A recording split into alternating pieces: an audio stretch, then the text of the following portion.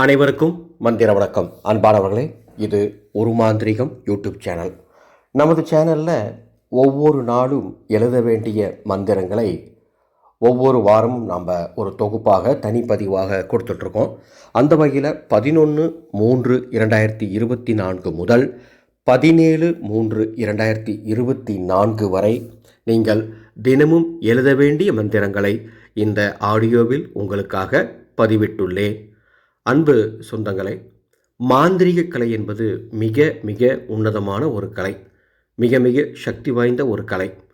நீங்கள் எப்பேற்பட்ட பிரச்சனையில் இருந்தாலும் அந்த பிரச்சனையை தீர்க்கக்கூடிய ஒரு அருமையான கலை.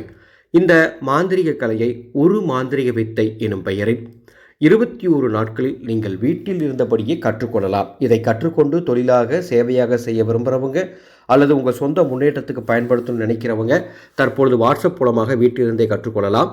விவரம் தேவையெனில் கட்டண விவரங்கள் மற்றும் இந்த பாடங்களை எப்படி நாங்கள் அனுப்புகிறோம் அது போன்ற விவரங்கள் தெரிந்து கொள்ள என்னுடைய வாட்ஸ்அப் நம்பருக்கு தொடர்பு கொள்ளுங்கள். முழு விளக்கத்தை தருகின்றேன். 11/3/2024 மாசி 28 திங்கட்கிழமை ஓம் சிவாய ஓம் என்று 108 முறை எழுதுங்கள், நல்லது நடக்கும்.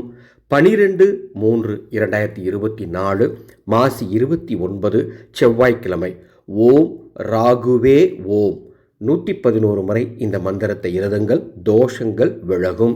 13/3/2024 மாசி 30 புதன்கிழமை ஓம் கணேஷாய ஓம் என்று 108 முறை எழுதுங்கள், வருமானம் அதிகரிக்கும். 14/3/2024 பங்குனி 1 வியாழக்கிழமை ஓம் சக்தி ஓம் என்று 54 முறை எழுதுங்கள், கூடுதல் பலம் உங்களுக்கு கிடைக்கும். 15/3/2024 பங்குனி 2 வெள்ளிக்கிழமை ஓம் முருகா ஓம் என்று 111 முறை எழுதுங்கள், ஆதரவு கிடைக்கும். 16/3/2024 பங்குனி 3 சனிக்கிழமை ஓம் பிரணவமே ஓம் என்று 108 முறை எழுதுங்கள், வாக்குப்பளிதம் ஏற்படும். 17/3/2024 பங்குனி 4 ஞாயிற்றுக்கிழமை ஓம் பைரவா ஓம் என்று 108 முறை எழுதுங்கள், உங்கள் குடும்பத்திற்கு நல்லது நடக்கும். அன்பானவர்களே, இந்த மந்திரத்தை ஓரிடத்தில் அமைதியாக அமர்ந்து கிழக்கு அல்லது வடக்கு திசை பார்த்து அமர்ந்து எழுதுங்கள். ஒரு நோட்டு தனியாக போட்டுக்கோங்க. ஏற்கனவே நோட்டு போட்டு எழுதிட்டு வரவங்க அந்த நோட்டிலே தொடர்ந்து எழுதுங்க. இந்த மந்திரத்தை எழுதும் பொழுது மனம் ஒரு நிலையில் இருக்கணும், முழு சரணாகதியோடு எழுதணும். வண்டி வாகனங்களை போயிட்டு எழுதக்கூடாது, மாதவிலக்கு நேரத்தில் எழுத வேண்டாம், அசைவம் சாப்பிட்ருக்க அன்னைக்கு எழுத வேண்டாம். மற்ற சுத்தமாக இருக்கக்கூடிய நாட்களில் மட்டும் இந்த மந்திரத்தை நம்பிக்கையோடு தொடர்ந்து எழுதுங்கள், நல்லதே நடக்கும். பூஜை அறையில் அமர்ந்து தான் எழுதணும் அப்படிங்கிற அவசியம் கிடையாது, எங்கேனாலும் அமர்ந்து எழுதலாம்.